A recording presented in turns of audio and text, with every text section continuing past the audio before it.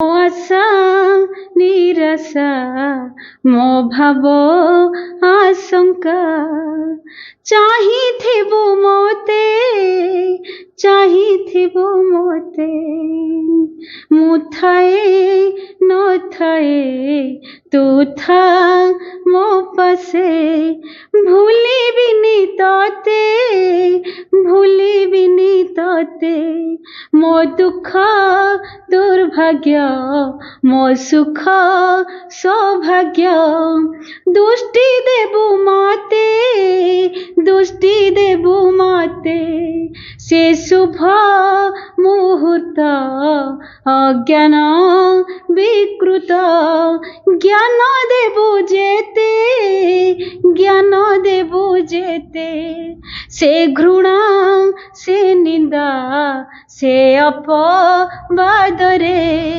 लुचिछि तो कथा लुचिछि तो कथा दुर्बल मुहूर्त विकल हृदय बुझिबु मो व्यथा बुझिबु मो व्यथा मु थाए न थाए तू था मो पासे भूलिबिनी तोते भूलिबिनी तोते मो भाव अभाव विकल्प संकल्प तुमे हेब कृष्ण तुमे हेब कृष्ण विनम्र विश्वास मो धैर्य अशेष करिदेब पूर्ण करिदेब पूर्ण मन मो नौका आत्मा मो दिशारी लक्ष्य देबु माते लक्ष्य देबु माते ए मन ए प्राण ए मोर शरीर ए मन ए प्राण ए मोर शरीर कर हे एकत्र कर हे एकत्र संभावना अछि अवश्य फिटिब साधनार सूत्र साधनार सूत्र शिक्षा देबु जेते जानिबी मु सेते शिक्षा देबु जेते जानिबी मु सेते दिव्यतार पथे दिव्यतार पथे मु थाए न थाए तू था मो पासे भूलिबिनी तोते भूलिबिनी तोते भूलिबिनी तोते भूलिबिनी तोते माँ बंदे मातरम माँ अन्य मानकर विचार करिया जजिंग अदर्स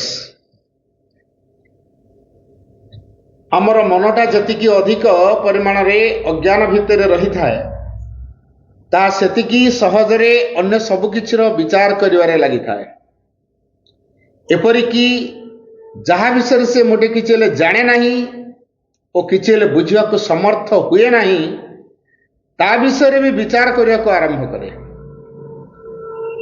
तुमर मन भितरे से शांति और स्थिर धैर्यशील प्रज्ञा राजत्व करने को आरंभ करू एवं ताहा तुमको तर तर ही कौन से सिद्धांत करि पकाइबारु और अन्य ऊपर विचार करि बसिबारु निवृत्त कर रखि थाओ मन को स्थिर रखिबा और आवश्यक संवाद गुडी को प्राप्त करिया पूर्वरु तर तर ही कौन से सिद्धांत रे जे उपनीत होई रही पड़िबा ठारू सर्वदा निवृत्त हो रहिबा यह सर्वदा अधिक भल कथा केवल उपरु देखु देखु कौनसी कथार विचार न करने एवं सहयोग करने तुम्हें निजर प्राणिक अंश को कह सर्वशेष सबु केवल भल ही हेब एपरी विचलित हो पड़ी तुम्हें भूल कल से या जना पड़ा जे ତୁମର ମନ ଏବଂ ହୃଦୟରେ ସନ୍ଦେହବୋଧ ହୋଇ ବସିଥିଲା। ଏବଂ ଜଣେ ଯଦି ନିଜେ ଶୁଦ୍ଧ ହୋଇ ରହିଥିବ ସେ କଦାପି କୌଣସି ସନ୍ଦେହ ପୋଷଣ କରିବ ନାହିଁ। ଯଦି ଜଣେ ନିଜେ ଶୁଦ୍ଧ ହୋଇ ରହିଥିବ ସେ କଦାପି କୌଣସି ସନ୍ଦେହ ପୋଷଣ କରିବ ନାହିଁ। ମନ କଦାପି ଯଥାର୍ଥ ଜ୍ଞାନର ସମର୍ଥ ହୁଏ ନାହିଁ। କେବଳ ଉପରଟା ଦେଖୁ ଦେଖି ହିଁ ବିଚାର କରୁଥାଏ, ସେଗୁଡ଼ାକୁ ତାହା ଆଦୌ ସମଗ୍ର ଭାବରେ ଦେଖେ ନାହିଁ। ମାତ୍ର ସେଗୁଡ଼ିକର ଯେତିକି ତା ଆଖିରେ ପଡ଼େ ସେ କେବଳ ସେତିକି ହିଁ ଦେଖେ। ତେଣୁ ତାହାର ବିଚାର ଗୁଡ଼ାକ ନିଶ୍ଚିତ ଭାବରେ ଭ୍ରମାତ୍ମକ ହୋଇ ରହିଥାଏ। କେବଳ ସତ୍ୟ ଚେତନା ହିଁ ଯଥାର୍ଥ ଭାବରେ ସତ୍ୟକୁ ଜାଣେ ଏବଂ ତାହା କେବେ ହେଲେ ସନ୍ଦେହ କରେ ନାହିଁ। କେବେ ହେଲେ ବିଚାର ଅନ୍ୟମାନଙ୍କ ଭିତରେ ବା ପରିସ୍ଥିତିରେ କୌଣସି ଗୋଟେ ଭୁଲ ରହିଛି ବୋଲି ନିଷ୍ପତ୍ତି କରିବା ପୂର୍ବରୁ ତୁମକୁ ନିଜର ବିଚାରଟିର ଦୋଷଶୂନ୍ୟତା ବିଷୟରେ ଆଗ ସୁନିଶ୍ଚିତ ହେବାକୁ ପଡ଼ିବ। ଏବଂ ଯେତେବେଳେ ପର୍ଯ୍ୟନ୍ତ ଆମେ ଅଜ୍ଞାନକୁ ଭର୍ତ୍ତି କରି ରଖିଥିବା ଓ ମିଥ୍ୟା ଦ୍ୱାରା ପୂରିଥିବା ଏହି ସାଧାରଣ ଚେତନାଟି ମଧ୍ୟରେ ବାସ କରୁଥିବା ସେ ପର୍ଯ୍ୟନ୍ତ ଆମର କେଉଁ ବିଚାରଟିକୁ ପ୍ରକୃତରେ ନିର୍ଭୁଲ ଓ ଦୋଷମୁକ୍ତ ବୋଲି କୁହାଯାଇପାରିବ? କେବଳ ସେହି ପରମ ରୁଚିତି ହିଁ ବିଚାର କରିପାରିବ। ତେଣୁ ଯାବତୀୟ ପରିସ୍ଥିତିରେ ସେହି ପରମ ଦିବ୍ୟ ସତ୍ତାଙ୍କ ଉପରେ ସକଳ ବିଚାରର ଭାର ଛାଡ଼ିଦେବା ହିଁ ଅଧିକ ଭଲ କଥା ହେବ। ସମସ୍ତେ ଯାହାକୁ ସାଧାରଣତଃ ଏକ ଉଚିତ ଧାରା ବା ଢଙ୍ଗ ବୋଲି କହି ଆସିଥାନ୍ତି, କୌଣସି ବ୍ୟକ୍ତି ଯେତେବେଳେ ଠିକ୍ ସେହି ଧାରା ଓ ସେହି ଢଙ୍ଗର ହୋଇ ନ ପାରୁଛି, ଯଦି ତାର ସକଳ ଅଂଶ ଏବଂ ସକଳ କ୍ରିୟାରେ ସିଏ ପ୍ରତ୍ୟାଶିତ ଭାରସାମ୍ୟଟିକୁ ରଖିପାରୁନାହିଁ, ଯଦି କେତୋଟି ପ୍ରବୃତ୍ତି ଅଳ୍ପ ବହୁତ ନଥିଲା ପରି ମନେ ହେଉଛି ଓ ଆଉ କେତୋଟି ପ୍ରବୃତ୍ତି ଅତି ବେଶୀ ବ୍ୟକ୍ତ ହୋଇପଡ଼ୁଛି,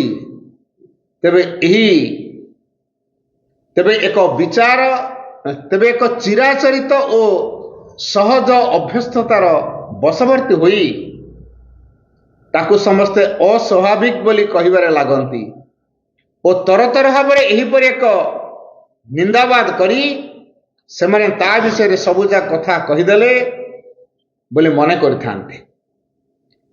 ଯେତେବେଳେ କ୍ଷମତାର ଏକ ସ୍ଥାନରେ ରହିଥିବା କୌଣସି ବ୍ୟକ୍ତି ଅବିଚାରିତ ଭାବରେ ଏପରି ଗୋଟେ ରାୟ ଦେଇଦିଏ, ସେତେବେଳେ ତାହାର ପରିଣାମ ଗୁଡ଼ିକ ହୁଏତ ଅତ୍ୟନ୍ତ ଅନିଷ୍ଟକାରକ ହେବାର ସମ୍ଭାବନା ମଧ୍ୟ ରହିଥାଏ। ଯଥାର୍ଥ ସହାନୁଭୂତି କହିଲେ ପ୍ରକୃତରେ କ'ଣ ବୁଝାଏ, ଏହିଭଳି ବ୍ୟକ୍ତିମାନଙ୍କର ସେ କଥା ଅବଶ୍ୟ ଜାଣିବା ଉଚିତ। ତେବେ ଯାଇ ସେମାନେ ଏକ ଭିନ୍ନ ପ୍ରକାର ଆଚରଣ କରିପାରିବେ। ସର୍ବପ୍ରଥମ ଆବଶ୍ୟକ ହେଉଛି ଯେ ଆମେ କାହାରି ବିଷୟରେ ନିନ୍ଦାତ୍ମକ ଭାବରେ କିଛି ଭାବିବାରୁ ହିଁ ସର୍ବଦା ନିରସ୍ତ ରହିବା। ଯେତେବେଳେ ଆମର କୌଣସି ଜଣେ ବ୍ୟକ୍ତି ସହିତ ସାକ୍ଷାତ ହୁଏ, ସେତେବେଳେ ଆମର କଠୋର ସମାଲୋଚନାମୂଳକ ଭାବନା ଗୁଡ଼ାକ ସତେଅବ ତାର ନାକ ଉପରେ ଗୋଟିଏ ମୁଥ ମାରିବା ପରି କାର୍ଯ୍ୟ କରେ ଏବଂ ଏଥିରେ ଆଦୌ କୌଣସି ସନ୍ଦେହ ନାହିଁ ଯେ ତଦ୍ୱାରା ତା ଭିତରେ ମଧ୍ୟ ଏକ ବିଦ୍ରୋହ ଭାବର ସୃଷ୍ଟି ହୁଏ। ଆମର ମନୋଗତ ସଂରଚନା ଗୁଡ଼ାକ ସେହି ବ୍ୟକ୍ତି ଲାଗି ଏକ ବିକୃତକାରୀ ଦର୍ପଣ ପରି କାର୍ଯ୍ୟ କରେ ଏବଂ ତାପରେ ସେହି ବ୍ୟକ୍ତି ପ୍ରକୃତରେ ଆଦୌ ବିଚିତ୍ର ହୋଇନଥିଲେ ମଧ୍ୟ ବିଚିତ୍ର ହେବାକୁ ବାଧ୍ୟ ହୁଏ। ଆଉ ଜଣେ ବ୍ୟକ୍ତି ମୋଟେ ସ୍ୱାଭାବିକ ନୁହେଁ ବୋଲି ରହିଥିବା ଧାରଣାଟାକୁ ଲୋକମାନେ ଆପଣା ମନ ଭିତରୁ ସମ୍ପୂର୍ଣ୍ଣ ଭାବରେ ପୋଛି ଦେଇ ନ ପାରନ୍ତି କାହିଁକି? ସେମାନେ ପ୍ରକୃତରେ କେଉଁ ମାନଦଣ୍ଡ ଉପରେ ବିଚାର କରି ସେଭଳି କରୁଥାନ୍ତି?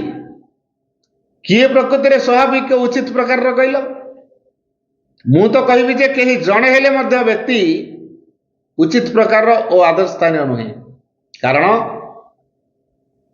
ଆଦର୍ଶ ସ୍ଥାନୀୟ ହେବାର ଅର୍ଥ ହେଉଛି ଏକ ଦିବ୍ୟ ମନୁଷ୍ୟରେ ପରିଣତ ହେବା, ମନୁଷ୍ୟର ଗୋଟିଏ ପାଦ ପ୍ରାଣୀତ୍ୱ ଭିତରେ ରହିଛି ଏବଂ ଆଉ ଗୋଟିଏ ପାଦ ମାନବତ୍ୱ ଭିତରେ ରହିଛି ଏବଂ ଯୁଗପତ୍ ଭାବରେ ଦେବତ୍ୱ ଲାଗି ତା ଭିତରେ ଗୋଟିଏ ଆକାଂକ୍ଷା ମଧ୍ୟ ରହିଛି। ତେଣୁ ସେ ଆଦୌ ଏକ ସୁଖକର ଅବସ୍ଥାରେ ରହିନାହିଁ। ପ୍ରକୃତ ଇତର ପ୍ରାଣୀମାନେ ଅନେକ ଅଧିକ ଭଲ ଭାବରେ ଜାଣିଛନ୍ତି।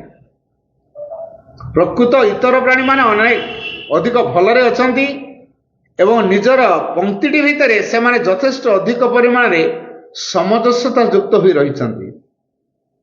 ମନୁଷ୍ୟମାନଙ୍କ ପରି ସେମାନେ କେବେ ହେଲେ କଳହ କରନ୍ତି ନାହିଁ। ସେମାନେ କଦାପି କେତେକଙ୍କ ଠାରୁ ନିଜକୁ ଛୋଟ ବୋଲି ମନେ କରନ୍ତି ନାହିଁ ଓ ତେଣୁ ସେମାନଙ୍କଠାରୁ ଏକ ବ୍ୟବଧାନରେ ରହନ୍ତି ନାହିଁ।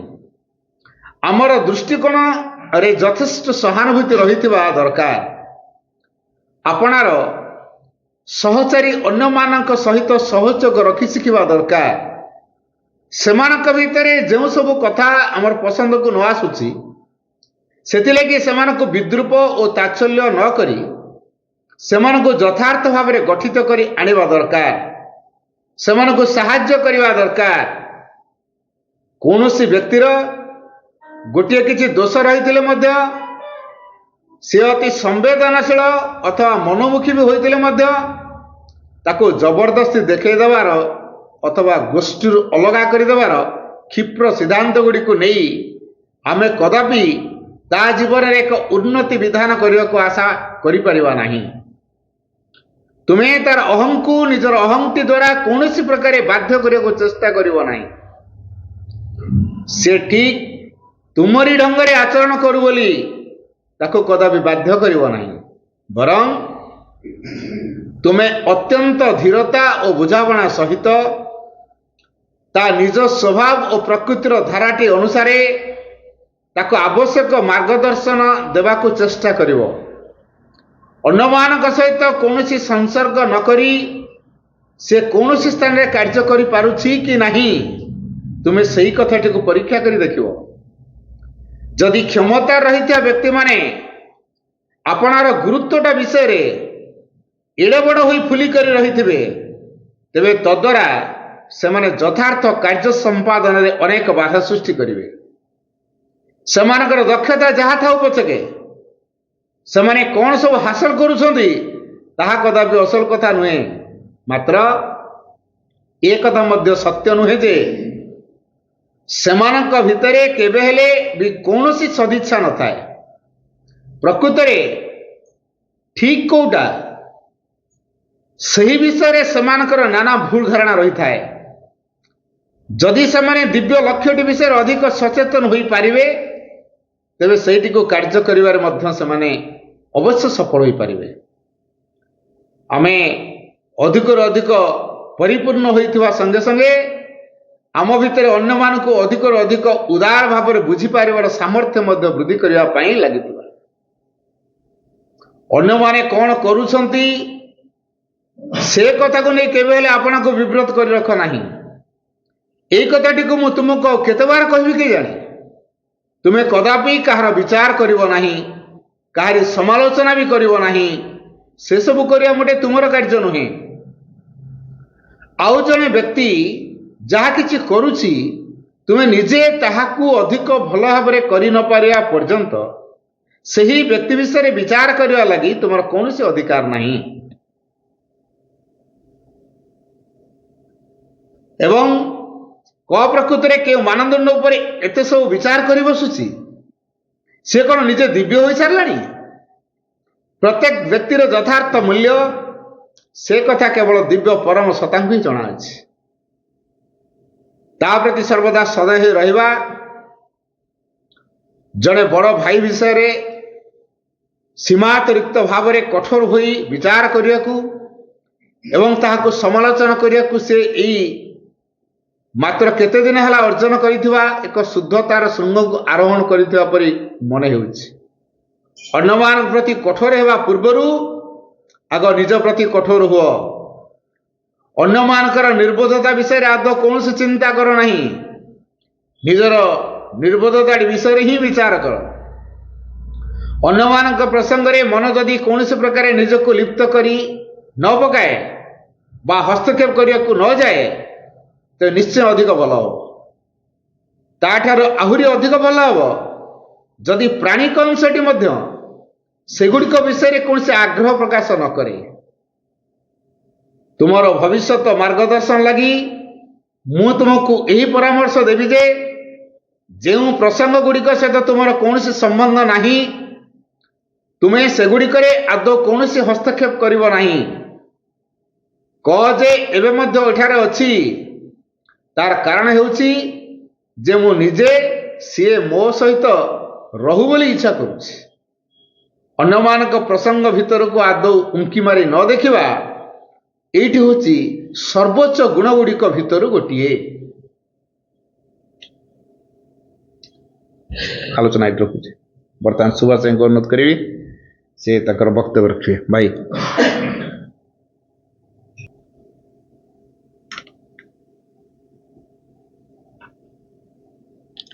परम प्रभु श्री अरविंद दिव्य जननी श्रीमा यही पावन भूमि केउंझर अरमेरा पाठचक्र श्री अरविंदर देहांश स्थापना केन्द्र आपण मानक समस्त को प्रणाम, स्वागत, सदिच्छा, शुभेच्छा।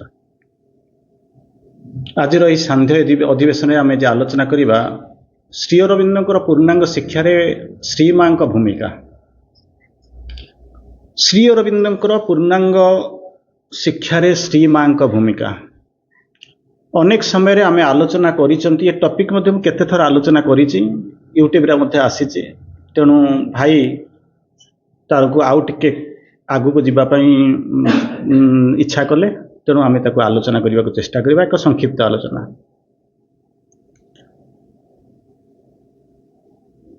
श्री अरविंदर पूर्णांग योग पूर्णांग शिक्षा जो थे कि ऑल लाइफ इज एजुकेशन और होल लाइफ एजुकेशन दुईटा कॉन्सेप्ट आपण पाइले। जिते माँ आसवा आरंभ कले जहाँ आप देखुं जहाँ जमी करुँच सबू जाकर मोस्टली आरंभ होती माँ का आसवा पर। ता माने नुह प्रभु किसी करू नथिले। जो जहाँ जमी एक्सपांशन आप जहाँ मेटेरियली आप जहाँ देखी सबू जाकर माँ आगमन पर यह सब जिन देखाई आपण मैंने देखी। जदि श्री अरविंद मुझे जानी जदि बाहर जदि आपको जो पचरा जाए जो बाहर को आपको जो प्रश्न पचरा जाए जे श्री अरविंदर माँ जदि सबुठारु भल गिफ्ट जो कहते कंट्रीब्यूशन बोलिक जहाँ को कहते से दुई तीन टा जिनस आपण आखि के आसे। प्रथम हूँ कौन ना आश्रम प्रतिष्ठा, द्वितीय हूँ Shri Aurobindo integral education centre and research centre, third हूँ अरविल। यही भाया 2-3 टा जिनस देखा बसवे जोटा कि फिजिकाली देखा जाऊँगी जो कि चेतना से बाट पर्यटन जाइए किंतु श्री अरविंद माँ चेतना अनेक बाट जाइए। सकाଳେ ମଧ୍ୟ ଆମେ କିଛି आलोचना करुले सुप्रामेंटालाइजेशन स्पिरिचुअलाइजेशन आप किसी आलोचना करुले।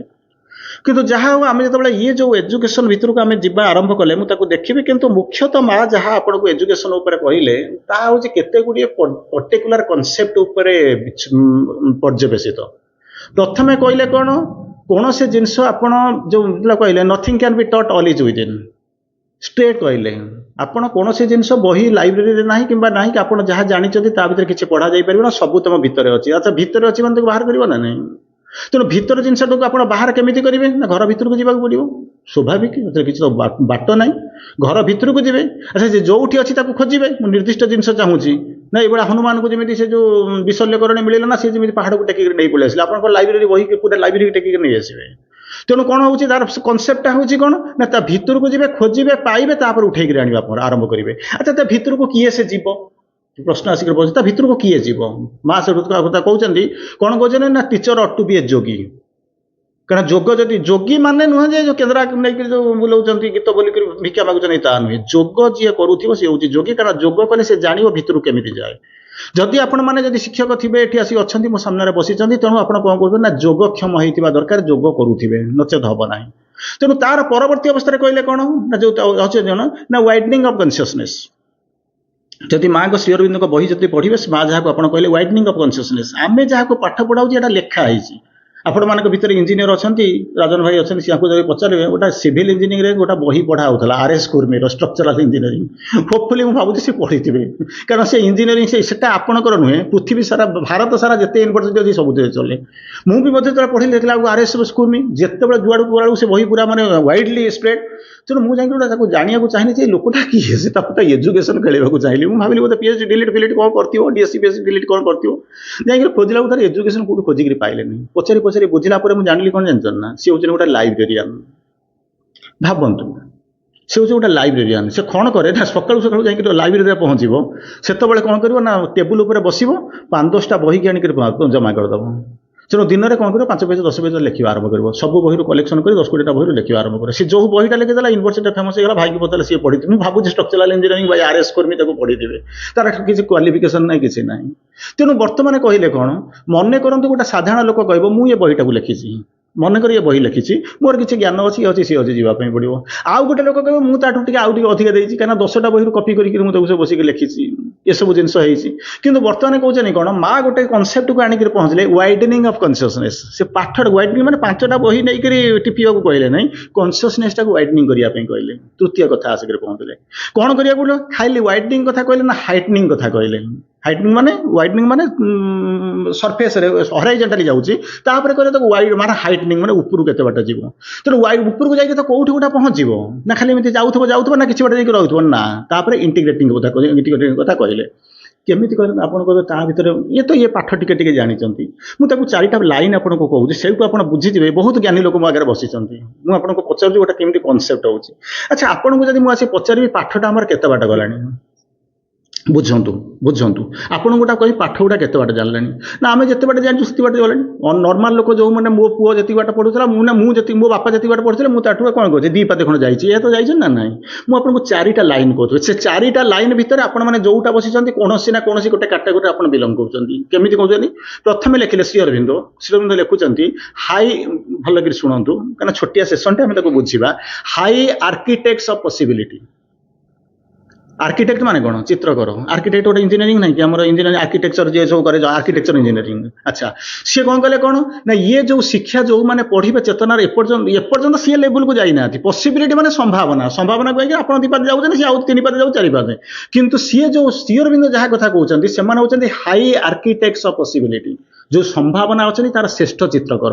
सेकेंड होती theoretician of the unknowable truths. Unknown बोलिक कहले आप बुझे, अननोएबल माने जमा बुझी हम ना, संभावना किसी ना। अननोएबल ट्रुथ्स एमती किसी सत्य अच्छी जोटा कि मतलब जमा बुझी हम ना, जानी हम ना, कर तार थियोरिशियन मैंने पढ़ुंट। आउ तक कौन कहले कौन, मैथमेटिशियन ऑफ द इनफाइनाइट्यूड। इनफिनिटी कौन आमको एपर्यंत कहीं जानी ना, एपर्यंत पाठ जी जाइए इनफिनिटी कौन कहीं जानी ना, किंतु श्री अरविंद कहते इनफिनिटी के किए जानिबो, मैथमेटिशियन तो जानिबो ना नहीं। मैथमेटिशियन ऑफ द इनफाइनाइट्यूड, असीम को जी ससीम कर, असीमर जी मूल्य बुझेब ताकू से हूँ पाठ। आउ गोटा कौन कहले कौन, आउ गोटा कौन कहले, आउ गोटा कहले theoretician of the unknowable truths, architects of ये हूँ यही भाया 4टा जिनस कहले। कहीदे सारा पर कौन कहले श्री अरविंद, तापर लिखिले ये पाठ नुह, या पर पाठ एत अनंत विस्तृत होती, किंतु आम 4टा पर्यंत जापरिना। तेणु अन्य पाठ कथा आम कौन कह आरंभ करवा। तेणु माँ कहले जो इंटीग्रल एजुकेशन, सी कौन कर तार सीमा ना, शेष ना, बंद ना, कहीं जीवन शेष पर्यंत गलापर जन्म आरंभ हम। से कहले होल लाइफ इज जोग, जिते बाट गला आज एवं तापर जीव, ये तापर कनसेप्ट आसला। ताकू चाई सारा श्री अरविंद आउ गोटा जो माँ कौन कले, जो बढ़ई सारा कहले कौन, it is a connecting link. Connecting link माने कौन बुझुन तो, संजोग सेतु। क्या कनेक्ट करुच्ची, क्या कनेक्ट करुच्ची ना, अतीत को भविष्य को वर्तमान को कनेक्ट कर, से हूँ शिक्षा। ये जो जिनस एपर्यंत आसी ना, कारण आम जहाँ थे आम आगू आगू नहीं जाऊँ। तेणु यही भाया कनसेप्ट उपर कौन करुँच जो जाऊँच नो एंड, तार सर ना। तेणु यही जो जिनस अच्छी आम जो जानूँ से कहते माँ को रोल कौन हो। स्कूलटा तो खोलीगला आम एजुकेशन देदेलु, तमती किसी माने ना। आप समस्ते स्कूल खोलुंट, आ समस्ते कहते आम बेस्ट एजुकेशन प्रोवाइड करूँ, सब भल टीचर रखीचु, कौन ना कौन आम सब कहूँ। तेणु बर्तमान आसिक आप आगे पहुँचुची, प्रश्न आसिक पहुँचुची प्रकृत में जो माँ जो कहते से एजुकेशनटा जो अच्छी, से 6टा सब पॉइंट उपर आपको कहि 6टा सब पॉइंट उपर कहूँ। एजुकेशनटा कहले कौन बुझिबो, माँ जहाँ को आसिक पहुँचले कौन कले, प्रथमे कले कौन ना, थियोरी को प्रैक्टिकलाइज जो कले, implementation of the integral education, जहाँ श्री अरविंद स्वप्न थिला। श्री अरविंद माँ भीतर किसी पार्थक्य ना, 2 जनकर थियोरी एका, कनसियसनेस एका, चेतना एका, काम एका, सब जगह साधना एका, कौन जिनस पार्थक्य ना। किंतु श्री अरविंद जो थॉट्स जहाँ थिला, ताकू जो कौन कले, माँ आसिक पहुँचले, प्रथम काम है इम्प्लीमेंट कले। क्या इम्प्लीमेंट मैंने नहीं कार्य नहीं परिणत कले, कले कौन कले ना, इम्प्लीमेंट कले क्या ना Sri Aurobindo vision of integral education Sri Aurobindo जो एपर्यंत जिते थ्योरी आसला आउ जड़े अच्छा कृष्णमूर्ति बोलिक अच्छा माँ श्री अरविंद एजुकेशन जब आप पढ़ी कृष्णमूर्ति एजुकेशन मत बहुत स्ट्रंग फिलोसफी अच्छे किंतु सी हूँ केवल एजुकेशन काम कर श्री अरविंद हूँ अनंत समुद्र ये हूँ ता भर गोटे पोखरी तेणु ये होकर कृष्णमूर्ति बहुत किसी काम कर श्री अरविंद जो विजन थिला ताकू जदि प्रथम इम्प्लीमेंट कले सी हूँ किए से ना माँ अच्छा माँ जो इम्प्लीमेंट कले कौन किमी कले गले केवल ये जो इम्प्लीमेंटेशन है जे कौन है ना दुईटा एक तो हूँ श्री अरविंद फिलोसफी बेस कले प्राक्टिकल बाइसिंग आनिले जोटा कि अन्य मानक माँ रोल हूँ जब माँ श्री अरविंद जमी कहले ना without him I exist not without me is unmanifest जदि मो बिना स्थिति नहीं बिना मोर अभिव्यक्ति ना जब माँ न था हुए तो श्री अरविंद को केते जन चिन्ही था कौन करता अलग कथा श्री अरविंद एक्सेप्ट कर ग्रहण कर माँ सिंप्लीफाई कले आप पाखे पहुंचे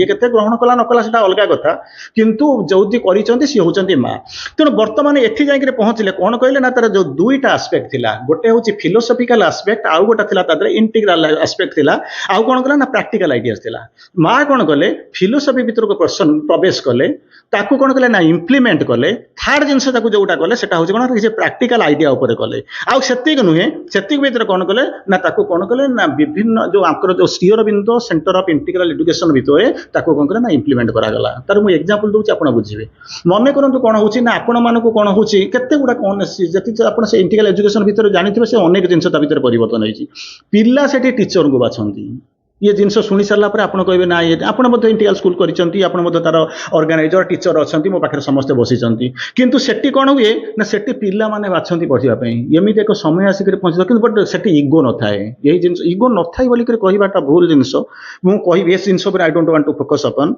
तेनाली कथा हूँ मन करूँ मुझे पढ़ाऊँ मो पाखे गोटे पिला बसो से आउ गोटे टीचर से उठिक पढ़ाई I don't know how I will fail किंतु से टेक लाइटली तो किसी असुविधा नहीं किसी भावती नहीं से कौन करती पाखे सफिसीएंट स्कोप स्कोप अच्छी माने जड़े लोक जब चाहब मन करूँ माने लिटरेचर से 10टा टीचर बाछि पार जड़े जड़े जो सी ऑस्ट्रेलियन टीचर को बाछि पार इंग्लिश टीचर को बाछि पार अमेरिकन टीचर को बाछि पार आप मूल इंग्लिश कौन कहींपारे ना ओडिशा जो इंग्लिश मीडियम कर इंग्लिश जहाँ पढ़ुं I don't want to comment actually सी हूँ कौन ना हूँ कन्वर्टेड इंग्लिश ट्रांसलेटेड इंग्लिश कि ओरिजिनल इंग्लिश खाली मीडियम ना शुणी ना से सब जिन ना अच्छा तेणु कौन कले जो आसिक पहुंचले जोटा को से कले एडुकेशन को कौन कले ना श्री अरविंद दर्शन भितर कौन कले इम्प्लीमेंट कले श्री अरविंद दर्शनटा जमी कौन कर भर प्रतिफलित हम तेणु कौन इम्प्लीमेंट कर आरंभ कले तापर कौन कले ना ये जो एजुकेशन जोटा कि आप नॉर्मली जानते से 5टा जिनिस उपर फोकस कले जोटा कि physical education mental education vital education ता परवर्ती अवस्था आप जानिले साइकिक स्पिरिचुअल ये सब जो एजुकेशन कले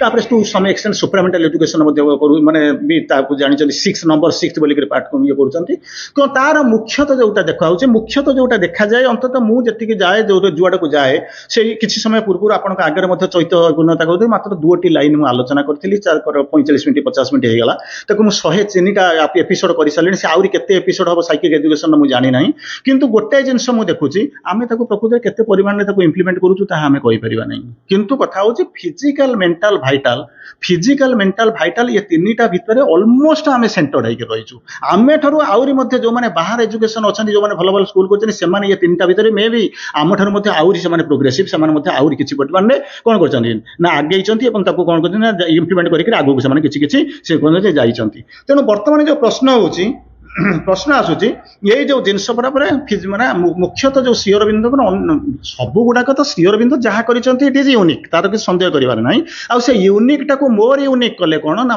कहे माँ जो हैंडल करने भर या आरंभ कले तेणु ताको कौन है ना एठी आसिक पहुंचला कौन कला ना साइकिक फिजिकल मेंटल भाइटाल ये किसी धारणा समस्त अच्छी आपंकर नुहे जी स्कूल कर धारणा अच्छी किंतु ये जो नेक्स्ट 2+1 कहीं कौन ना psychic spiritual plus supramental education बोलिक से जो एजुकेशन गुड़ाक जहाँ को जो लैटर 3 को जदि कहीं जदि संपूर्ण भाव में जमी कहते माने ये तुली देकर जदि किए सजई थाए सी आउ कहीं नुहे सी होती माँ आ से माँ होती किए से श्री अरविंद दर्शन को टोटाली प्रतिफलित कर इम्प्लीमेंट कर काम आम आसवा बर्तमान भर अप्रोच भर को आसवा कौन है ना यही जो छटा सब हेडिंग भितर मुझे आपको आलोचना करने को चेष्टा करी छटा सब हेडिंग कहीं ना मुझे जहाँ कही मुझे तो कौन कही मुझे जानी जो पूर्व सब जिते क्लास नहीं कहीं प्रति मसरे हाराहारी 3-4टा एजुकेशन कौटी कौ स्कूल को आम जाऊँ तेणु कौन आम आलोचना करूँ तो मन ना किंतु मुझे जहाँ कहूँ कारण सब जाक नुआ नुआ आम आलोचना करा तेणु प्रथमटा जोटा मुझे जब आम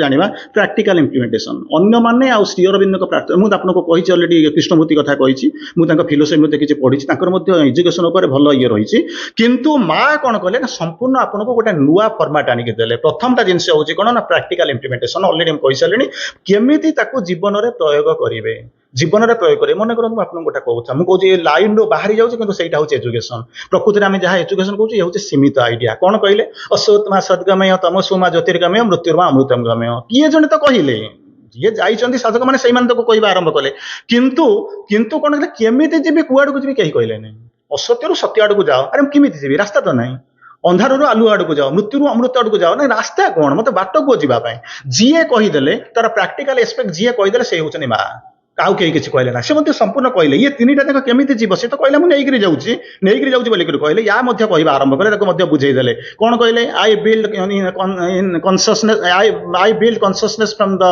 इनकनसिएंट निश्चेतनारू मुझे चेतना तैयारी करुच्ची एपर्यंत पृथ्वी में कहीं कही ना समस्ते कहले तुम जाओ निश्चेतनारू चेतना आड़ को पलि जाओ आई बिल्ड कनसियसनेस फ्रॉम द इनकनसिएंट तापर कहले मृत्यु कथा कहले कहते death my tunnel I drive through life कहीं तुम डरुच टनेल माने कौन अंधारिया सुड़ंग ता भीतर जाइए आई ड्राइव थ्रू लाइफ माने ये जीवन नुह अनेक जीवन गलानी आगु आउरी मध्य तुमको लेकिन जीवी कौटी लेकिन पहुंची ना to reach my unseen distances of bliss unseen distance रे ब्लिस बोलिक आनंद अच्छी आनंदर विभिन्न स्तर अच्छी आनंदर विभिन्न स्तर अच्छी आलोचना करना जाऊना तेणु कौन करें मुझे तुम सांगे तुम हाथ धरी धरिक नहीं जाऊँगी ये जो प्राक्टिकल इम्प्लीमेंटेशन आउ कि ना कौन हो तम समा ज्योतिर्गमय अंधारू आलुक जाऊँगी सी सब कहले श्री अरविंद सी लिखुच्च श्री अरविंद लिखुच्च his is a search of darkness for the light आप शुणिला मैंने हसवे जदि प्रकृत टिके भितर सावित्री भितर सामान्य माने झलक टिके भितर थी आपको शुणी सारापर हसवे कौन श्री अरविंद करुले his is a search of darkness अंधकार को खोजुंट कौन ना आलुरे नहीं पहुंचा फॉर द लाइट एक सुनी सारापर से जो प्रथम जो शुणी फॉरेस्ट ऑफ डार्कनेस एक शुणी देखिए लोक उठिक दौड़ी पड़े ये कौन होती कालिदास जमी कहले कालिदास जाऊँगी मुझे गोटे देखुँ गोटे बुढ़ीटे कौन कौन सन्ध्या बेले कौन खोजा आरंभ कर पहुँचले आज्ञा माँ मुझे साहय करने चाहूँगी आजिकल तो एमती बदान्य व्यक्ति तो बहुत कम मिलती सी जाकर पहुँचले मुझे तुमको साहय करने चाहूँगी ना कौन साहय करूँ ना मोर तो गोटे जिनस मुझे करुँच साहय करूँ कर मुझे मना करूनी मुझे तो कही रखी ना जहाँ गोटे साहय कर कौन ना मुझे जिन खोजुची तो खोजिक जाऊँगी ना मुझे खोजी तू भी खोजुचु मुझे खोज किसी समय खोजी सारा माँ किसी से जो बुढ़ीर जी तार बुढ़ी सो कल्ड सरस्वती बोलिक आप जानते आगुरी कहीदेली तेणु सी कौन आप जानते सी जो कौन कर सी किसी सी व्यस्त ना सी खोजार व्यस्त ये खोजी खोजिक थकी पड़े थकी पड़ सारा पचार ना माँ तू खोजुचु कौन ना मुझे कौन कही कौन क्वेश्चन पचारिया ना तथा मुझे जाना चाहूँ तू कौन टा कहूँ कह मुझे खोजी बुझे ना कहले मु बयसटा हजई से हजेला बयस को मत फेरई पार ना मुझे पारिनी से जानीगला ये साधारण लोक कहीं नुहति साधारण लोक कहीं तेणु ये जो पचारे कौन हो ना his is a search of darkness Sri Aurobindo कौन कर डार्कनेस माने कौन अंधारटा को जो बयसटा चलीगला सरस्वती खोजुंट तेणु श्री अरविंद को अंधार खोजार पार्थक्य कौन अच्छी किंतु सरस्वती खोजा माँ श्री अरविंद खोजा भितर पार्थक्य अच्छी कहीं कौन पार्थक्य अच्छी ना सी पाठ पढ़ाई चाहूले अधिका किसी नाला किंतु ये कौन करते ये कौन सरस्वती होती विद्यादेवी किंतु माँ कौन कले उल्टा करदे सिस्टमटा उल्टा करदे कौन करदे श्री अरविंद क्षेत्र में लिखाई तेणु श्री अरविंद निजे लिखुं निज लिखुं सर्च ऑफ डार्कनेस अंधार खोजा चली फॉर द लाइट असतमा सद्गम्य तमसमा ज्योतिर्गम्य मृत्युमा अमृतम गम्य आलोकटा तो अच्छी ना नहीं कौटी अच्छी किए जन देखी मुझे अंधार को खोजुची कहीं आलुरे जाकर पहुँचा जो जिनसा कहीं करते केवल माँ कले श्री अरविंद कले एक रोल तार परवर्ती अवस्था को आसवा तेणु परवर्ती अवस्था को आसिक पहुँचला कौन प्राक्टिकल इम्प्लीमेंटेशन प्रथम जो 6टा कारण आपको कहली 6टा कारण प्रथम कारणटा जो वेरी फास्ट थिंग जोटा कि माँ फोकस कले माँ जब इम्प्लीमेंट कले तार हूँ कौन ना प्राक्टिकल इम्प्लीमेंटेशन जोटा था से जिन कले अच्छा प्राक्टिकल इम्प्लीमेंटेशन से कौन कले ना कौन हो दुईटा जो हूँ कौन दुईटा जिन प्राक्टिकल कथा कहुए सागर आउ गोटे कथा कौन थ्योरी थ्योरी नहीं पिला सब सब पाठ पढ़ी थे टीचर कौन कर स्कूल किसी गोटे क्लास करदे करदे कौन तुम लाबोरेटरी की जाओ ବୁଝିଲେ ନା, ଏକୁ ଯାଇକି ପ୍ରାକ୍ଟିକାଲି କରିବ। ଆଚ୍ଛା ଆଚ୍ଛା, ଯଦି କରିବ ସେଠୁ ସିଏ କ'ଣ କଲେ, ଶ୍ରୀ ଅରବିନ୍ଦ ଯାହାକୁ ଲେଖି ଦେଇଗଲେ, ଯାହାକୁ କଲେ ତାର ପ୍ରାକ୍ଟିକାଲ ଇମ୍ପ୍ଲିମେଣ୍ଟେସନ କିଏ କରେଇଲେ ନା ମା କରେଇଲେ। ନା କେମିତି କ'ଣ କଲେ ନା, ଶ୍ରୀ ଅରବିନ୍ଦଙ୍କର ଯୋଉ ଥିଓରି ଥିଲା, ଯୋଉ ଥିଓରି କ'ଣ ମୁଁ ଜାଣିନି ଆପଣ କେତେ ବାଟ ପଢିଲେଣି କ'ଣ କଲେଣି ମୁଁ କହିପାରିବିନି, ମୁଁ କହୁନି ଯେ ଆପଣ ପଢୁନାହାନ୍ତି, କିନ୍ତୁ ଶ୍ରୀ ଅରବିନ୍ଦ ଯୋଉ ଥିଓରି କଥା କହିଛନ୍ତି ତାକୁ ଯେତେ ଯିବେ ପ୍ରତିଦିନ ଆପଣଙ୍କ ଭିତରେ ମାନେ 10-20 ନୂଆ କନସେପ୍ଟ ଆସିବ। ଯଦି ପ୍ରକୃତରେ ତା ଭିତରକୁ ଅରିଜିନାଲକୁ ଯଦି ପଢୁଥିବେ 10-20 ନୂଆ କନସେପ୍ଟ ଆସିବ, ଯଦି ବାହାରେ ନଥାଇକି ଭିତରକୁ ଯାଉଥିବେ। ତେଣୁ ବର୍ତ୍ତମାନ କହିଲେ ଶ୍ରୀ ଅରବିନ୍ଦଙ୍କର ଯୋଉ ଥିଓରିଟିକାଲ ଫ୍ରେମୱାର୍କ ଥିଲା ତାକୁ କ'ଣ କଲେ ନା, ତାକୁ ପ୍ରାକ୍ଟିକାଲ ଫ୍ରେମୱାର୍କକୁ ଆଣିକି ପହଞ୍ଚିଲେ। କେମିତି କ'ଣ ପ୍ରାକ୍ଟିକାଲ ଫ୍ରେମୱାର୍କକୁ ଗଲେ? ଟ୍ରାନ୍ସଲେଟେଡ୍ କେମିତି କଲେ? ଟ୍ରାନ୍ସଲେସନର କ'ଣ ଧର୍ମ ଅଛି? ଇଏ ତ ପ୍ରାକ୍ଟିକାଲରେ ଯାଉନି। ପ୍ରାକ୍ଟିକାଲ ଯାଉଛି କି ଗୋଟେ ଲୋକ ଲେଖିଛି ତାକୁ ଆପଣ ଥିଓରି ମାନେ ଇଏতে ଯାଉନି। ଶ୍ରୀ ଅରବିନ୍ଦ ତାକୁ କହୁଛନ୍ତି କ'ଣ ଜୀବନର ଅର୍ଥ, ସେଥିପାଇଁ କ'ଣ ଗୋଟେ ବୁଝିବେ, ଯେଉଁଟା ଜଣକୁ ପଚାରୁଛି, ଜଣେ ପଚାରୁଛନ୍ତି ଜୀବନର ଡିଫାଇନ୍ କର, ପ୍ଲିଜ୍ ଡିଫାଇନ୍ ଲାଇଫ୍। ଶ୍ରୀ ଅରବିନ୍ଦକୁ ପଚାରୁଥିଲେ କି ନାହିଁ ଜାଣିନି, ଶ୍ରୀ ଅରବିନ୍ଦ ଯାହାକୁ ଲେଖିଛନ୍ତି ମୁଁ ଆପଣଙ୍କୁ ତାହା କହୁଛି। କହିଲେ ଜୀବନଟା କ'ଣ? ଆପଣ ଜୀବନ କହିଲେ ବହୁତ ବିରାଟ ବିରାଟ ଭାଷଣ ଦେବେ, ଶୁଣିଛନ୍ତି ଭାଷଣ ଦେବେ, କହିବେ, ଲେଖିଦେଇପାରିବେ, ସବୁ ଯାକ କରିବେ। ଶ୍ରୀ ଅରବିନ୍ଦ ଗୋଟେ ଛୋଟିଆ ଜିନିଷ କହିଲେ, କ'ଣ କହିଲେ ଜାଣିଛ? ଅନେକ ଜିନିଷ କହିଛି, ମୁଁ ତାର ଗୋଟିଏ ଲାଇନ୍ କହୁଛି। କହିଲେ our life is a divine poem. ବୁଝିପାରୁଛନ୍ତି ନା? Our life is a divine poem, we are translating it into the earthly language. बुझिले ना नहीं? सुंदर शुण कौन कहले, आम जीवन हूँ गोटे दिव्य कविता, आम ताको जीवन सारा कौन करूँ ना ट्रांसलेट करूँ कौन ना इनटू द अर्थली लैंग्वेज। माने आपण ओडिया करूँ, किए फ्रेंच रे करूँ, किए जर्मन रे करूँ, ये करूँ, ना जीवन हूँ गोटे दिव्य कविता, जो कवितार शेष कौन जाणु, आरंभ कौटी जाणु। तेणु एठी जो जिनस कहले कौन कहले, एठी जो श्री अरविंद कहते श्री अरविंद जो थियोरिटिकल फ्रेमवर्क घरे बसिक लिखुले, घरे बस लिखा थियोरी कहते प्रैक्टिस कहते प्रैक्टिकल कहते नेचुराली, किंतु एटा हूँ स्पिरिचुअल प्रैक्टिस, ताको कहि परिबो ना, कारण श्री अरविंद को जज करिया भारी कष्ट। तेणु ताको जोटा टिके ऊपर को गले पढ़ापढ़ी कले बुझी परिबे। तेणु से कौन कहले, ये जो थियोरिटिकल प्रैक्टिस जोटा थिला ताको कौन कहले ना ट्रांसलेट कले, ट्रांसलेट करिके कोठी आसिले, कौन करिया आसिले, practical educational settings. Shri Aurobindo लिखिदेले, थियोरी लिखिदेकी चलीगले, तत्व देदेले, माँ के हाथ में छाड़ीदे, सब कले प्रैक्टिकल। आउ कौन हो एजुकेशनल सेटिंग को आनिक पहुँचले, जो सेटिंगटा जोटा कि कौन कर गोटे जगह आप लिखिदे, बही में कौन लिखे जना पड़ा ना, ताकू जो लोक से इम्प्लीमेंटेशन देखिए ग्रहण करेंगे ना ना, आप लिखिं बोलिक आप पूजा करेंगे। जिते लोक नोबेल प्राइज पाइले, जो नोबेल प्राइजा कौन गोटे पड़ी नमस्कार करते कि जो दिन ये आपंकर मन करूँ रवि ठाकुर, जो दिन डिक्लेयर करागला लोक दौड़े गले, अरे आमरी पाखे लोकटा था नोबेल प्राइज पाई मुझे जानी से दौड़ी गले। बुझीपार ना, अनेक जब आप नोबेल प्राइज जानी थे, अनेक नोबेल प्राइज स्पेशली जब आप ये साहित्य नोबेल प्राइज जब पाई लिटरेचर पाई सी बोधे 5-6टा स्त्री छाड़ी पड़े। एमती एक अवस्था है से डेथ बेड्रे पड़ी थे, नोबेल प्राइज ग्रहण करने पाखे नथिबे, से कौ झी से झीर मार केते स्त्री नंबर स्त्री झी भी आप जानी ना, से कौन करेंगे रिसीव करेंगे। यही जीवन में जदि ये करते जाइए। तेणु बर्तमान श्री अरविंद कौन कले ना, ये कनसेप्ट भीतर को जाकर जो थियोरीटा को आसिले ताकू कौन कले ना, तार translated into the practical aspects. नहले तो आपन केबे बुझी न थांते, जर्मनीटा जर्मनी लैंग्वेज रे हिंकरी लिखा होई थांता, फ्रेंचटा फ्रेंच रे रही थांता, लाटिनटा लाटिन रे रही थांता। जेतेबेले से ओडिया को आसिक रे पहुंचला, आपन कोन करे ताकू ट्रांसलेट करिके त पढिबा आरंभ कले। तेनो श्री अरविंदकर जो दिव्य लैंग्वेज ताकू कोन कले ना, मा कोन कले ताकू इंप्लीमेंट कले केमिति ना, ट्रांसलेटिंग करिको। आ तार माध्यम थिला कोन, Shri Aurobindo international centre of education and research centre जोटा आसिक रे पहुंचला, सेटू कोन कले ना, सेटा को खाली सेटिंग लिखिले नहीं, तार जो रिसर्च एस्पेक्ट आमे तो सबुडे लिखि दउ, रिसर्च सेंटर बोली सबुडे लिखा है, जुआडे देखला रिसर्च माने आमे कोन बुझिनु, बुझिपारछन ना, ताकू कोन कहछन आमे लिखि दउ रिसर्च सेंटर बोली कहि दउनु, किंतु श्री अरविंद मा कोन कले ताकू प्रैक्टिकली रिसर्च कोन, ता भितर कोन बाहरिबो प्रति मुहूर्त रे जानिबे, प्रति मुहूर्त रे बदलै चलिले। ये होची फर्स्ट प्रिंसिपल। सेकंड को आसीबा, आम क्लियर? सेकंड प्रिंसिपल आसीबा कोन हला, फोकस शब्द जोटा कि गौरी भाई के भारी भल लागि छै शब्दटा, जोटा फ्रेजटा, शब्द ने फ्रेजटा, होलिस्टिक डेवलपमेंट, भारी सुंदर भाव में होलिस्टिक डेवलपमेंट। होलिस्टिक डेवलपमेंट को जो आप आरंभ करेंगे, कौन हूँ होलिस्टिक दीटा अर्थ आसो, दीटा अर्थ आसो, गोटे हूँ WHOLE, आ गोटे हूँ HOLE है, आ गोटे हूँ HOLY। नहीं नहीं ये आसे नहीं, होलीटा को एमती कहते। अच्छा, प्रथमटा हूँ कौन ना, होल, होल रु होलिस्टिक, डब्ल्यू रे जोटा आसिक पहुँचला, होल माने परिपूर्ण आसो, संपूर्णता, जोटा कि आप जो 5-6टा एजुकेशन कथा कही आनले। आउ गोटे द्वितीय जिनस कौन आसला होलिस्टिक डेवलपमेंट कहते कौन ना, होल। होलटा माने कौन, होलटा माने मन कर जन गोटे घर कर, यहाँ को लिखा है, मुझे कहूँ कारण अधिकांश समय आप पचारे कवि तो बही में कौट लोक पचार, सबुदिन आसी पचार, आज्ञा ये कौ बही में तो ना, सब तो बही लिखाई। आज आपको जो सब जो हनुमान कौन, शिव कौन, सब ये कौन बही लिखाई कौट तो ना, କହୁଛି ନାହିଁ ପ୍ରତିଦିନ ମୁଁ ଯୋଉ ଟକ୍ କହୁଛି 3-4-5ଟା ନୂଆ ଜିନିଷ ଦେଇଥିବି, ଆପଣ ଯଦି ପର୍ଟିକୁଲାର ଥିବେ ଯାଇକି ତାକୁ ଘୋଷିବେ। ତେଣୁ ଏଠି ଯୋଉ ହୋଏ କୋଉଠି ଲେଖିନାହାନ୍ତି, ହୋଲଟା ପ୍ରଥମେ ଯେତେବେଳେ ହୋଲିଷ୍ଟିକଟାକୁ ଯେତେବେଳେ ମୁଁ ଡେଭଲପ କରୁଛି, ସେଥିରେ ପ୍ରଥମଟା ହଉଛି କ'ଣ, ହୋଲ ମାନେ ପରିପୂର୍ଣ୍ଣ ପୂର୍ଣ୍ଣାଙ୍ଗ। ସେଥିରେ ହଉଛି କ'ଣ, ଆପଣଙ୍କର ଯୋଉ 6ଟା ପ୍ରକାର ଏଡୁକେସନ କଥା କହିଲି, ସେ ଯୋଉ ତାକୁ ସେଟା ଚାଲିଗଲା। ସେକେଣ୍ଡରେ ହଉଛି ହୋଲ ମାନେ କ'ଣ, କଣାଟା ନାହିଁ। ଆଚ୍ଛା କଣାଟା କାହିଁକି ଦରକାର? ଆଚ୍ଛା ଘରଟା କ'ଣ ଆପଣ ସେ ଘର ଉପରେ ଇଏ କରିଦେଲେ କି, ମାଟି ଉପରେ ନେଇକି ଘରଟା ଥୋଇଲେ ନା କ'ଣ କଲେ, ତାକୁ ହୋଲ କରି ଫାଉଣ୍ଡେସନ ତିଆରି କରିକି ଆସିକି ପହଞ୍ଚିଲେ। ତେଣୁ ମା କ'ଣ କଲେ, ଯେମିତି ଆପଣ ଆଉଟାକୁ ଅଲଗା ପ୍ରକାର ଟିକେ ବୁଝନ୍ତୁ। କେମିତି? ଯେ ଲଙ୍ଗ ଜମ୍ପ ହାଇ ଜମ୍ପ ମାରୁଛି, ସେ ଠିଆ ହେଇକି ଦୌଡ଼େ ଡିଆଁ ନା ପଛରୁ ଆସିକି ଦୌଡ଼ିକି ଆସିକି ଡିଆଁ କ'ଣ କରେ, ପଛରୁ ଦୌଡ଼ିକି ଆସିବ, କାରଣ ଇମ୍ପେଚସ୍ ଆସିକି ପହଞ୍ଚିବ, ଯୋଉଟାକି ତାକୁ ଆପଣଙ୍କୁ ଆଗକୁ ଯିବା ପାଇଁ ସହଜ ହେବ। ନହେଲେ ଏଠି ଠିଆ ହେଇକି ଗଲେ 2 ମିଟର ଯିବେ, ଯଦି ପଛରୁ ଆସିକି ପହଞ୍ଚିବ ହୁଏତ 4 ମିଟର ଯିବେ। ବୁଝିପାରୁଛନ୍ତି? ତେଣୁ ମା କ'ଣ କଲେ, ଏଥିରେ କ'ଣ ନା, ହୋଲ ମାନେ କଣାଟା କରିବ, ଯୋଉଟାକି ଫାଉଣ୍ଡେସନ ତୋଳିକିରି କହୁଛନ୍ତି। ତେଣୁ ଗୋଟେ ନୂଆ ଷ୍ଟ୍ରକ୍ଚର ପାଇଁ ଗୋଟେ କ'ଣ କଲା, ଯେଉଁ ହୋଲିକା, ଆଉ ଗୋଟେ ହଉଛି ହୋଲି ମାନେ ପବିତ୍ର। ପବିତ୍ର ମାନେ ଯୋଉ ଅପବିତ୍ରଟା ଥିଲା ତାକୁ କ'ଣ କଲେ ନା, ମା କ'ଣ କଲେ ନା, ତାକୁ ପବିତ୍ରତାରେ ପରିଣତ କରିଦେଲେ। ତେଣୁ ଏଠି ଯୋଉ ଇମ୍ପ୍ଲିମେଣ୍ଟେସନ ଆସିଲା, ଯାହା ଆସିଲା, ସେଥିରେ ଗୋଟେ ଜିନିଷ ଆସିଲା କ'ଣ, ହୋଲ ଦି ୱେ।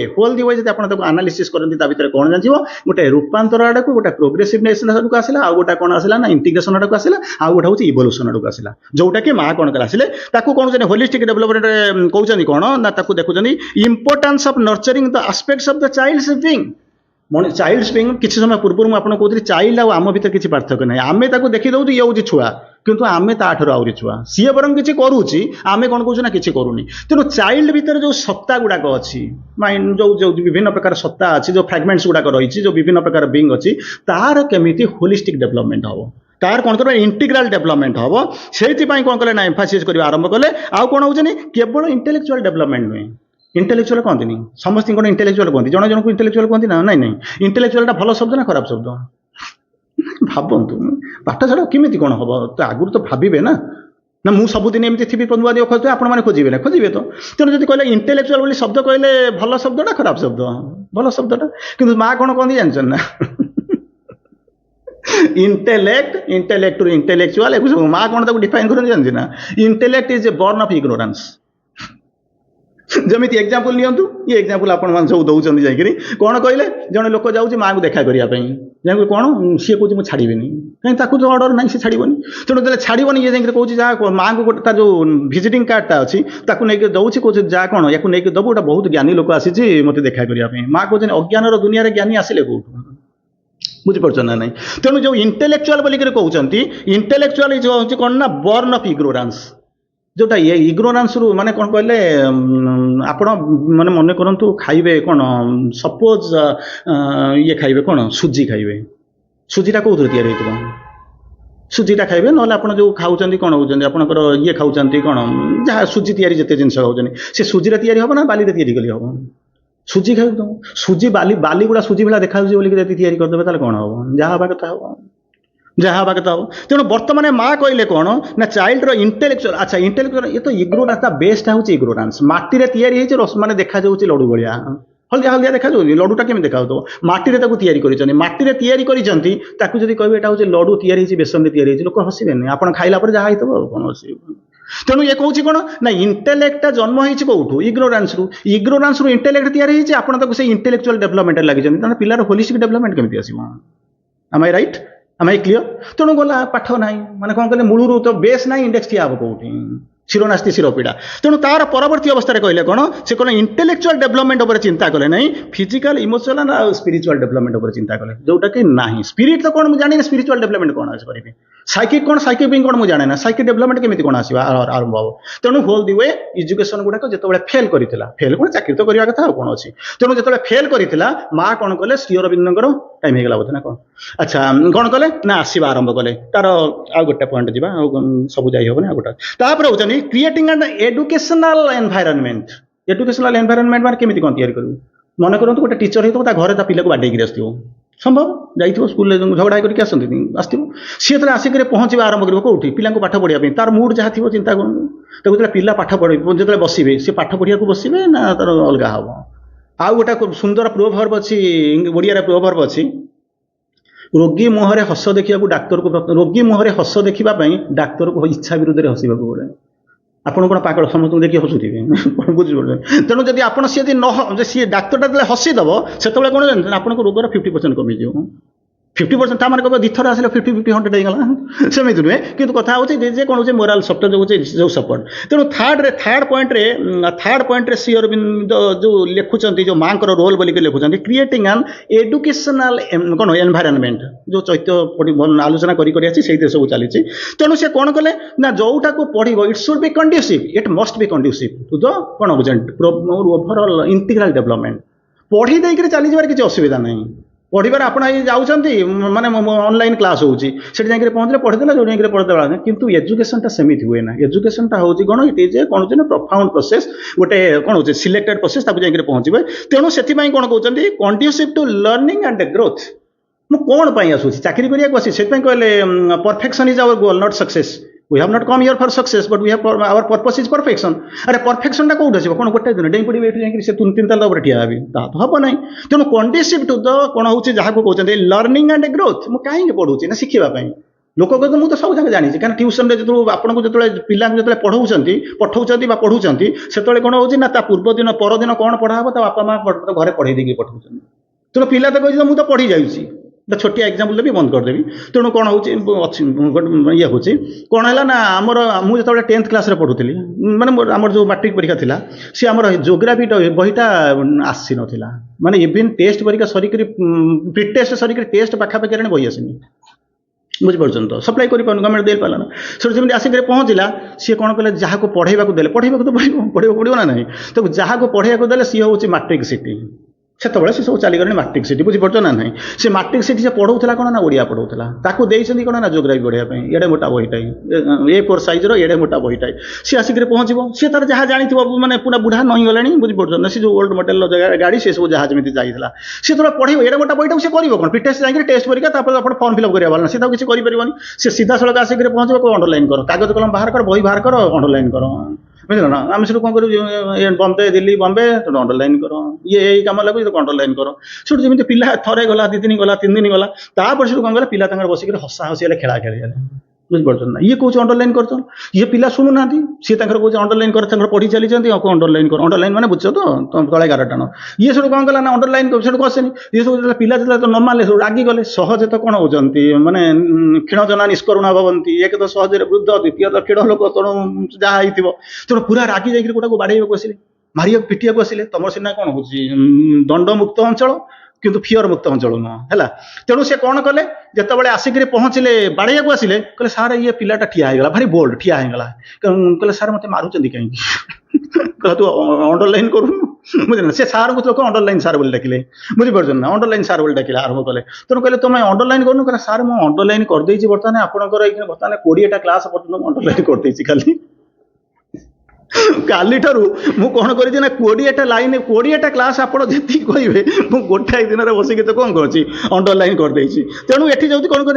लर्न कर कि ग्रोथ लर्न तो कर ग्रोथ कौन हम बुझीपार लास्ट कहते कौन ये हूँ क्रिएटिंग स्पेसेस फॉर जहाँ कहते एनकरेज द क्रिएटिविटी आम कौट क्रिएटिविटी करूँ पिला एक्टिविटी दि जाऊँगी आम सब समस्त आम देखु एक्टिविटी दूँ सी एक्टिविटी को करूँ कि बापा माँ कर पैसा देखिए जो प्रोग्राम जो प्रोजेक्ट जी कर पैसा देला टीचर जानी गोटा पिलाटा एक्टिविटी कर गोटा पूरा पूरा सिकण चाकण होकर प्रोजेक्टा थी सी जानी जी गध जी कर 10 रु 9 दियंती जे प्रोजेक्टा तैयारी कर 10 रु 6 दियंती कहीं तो कॉपी करके आसी तेणु ये जो कहले कौन माँ को रोल कथा जो कहवा आरंभ कले कौन कहले कौन जो स्पेसेस कौन हो क्रिएटिविटी आसीबो सेल्फ एक्सप्रेशन आसीबो आउ कौन हो connection with the natural world connection with the natural world आम कौन बुझुन क्या आम तो घर भड़ा घर में पाठ पढ़ू नेचुरल एनवायरनमेंट आम कौन जानू सेकेंडा जिन हूँ कौन ना एक्सप्रेशन जोटा हूँ सेल्फ एक्सप्रेशन सेल्फ कौन आम जानूना तार एक्सप्रेशन केमी हम तृतीय हूँ कौन हूँ ना क्रिएटिविटी माने जो बेलून तैयारी करबा कि जो ये कौन कहते उड़ी उड़ेबा को तैयारी करना जो सेल्फ जो क्रिएटिविटी तापाई आम केते परसेंट दौचु अलग कथा आम कौन एजुकेशन करूँ आम ताको पार्छु कि ना अलग कथा किंतु सत्य हूँ कौन ना ये सब जिन को जी कले से माँ तेणु ये हूँ 3टी पॉइंट मुझे आपन आगे आलोचना कली समय अतिबाहित वंदे मातरम धन्यवाद।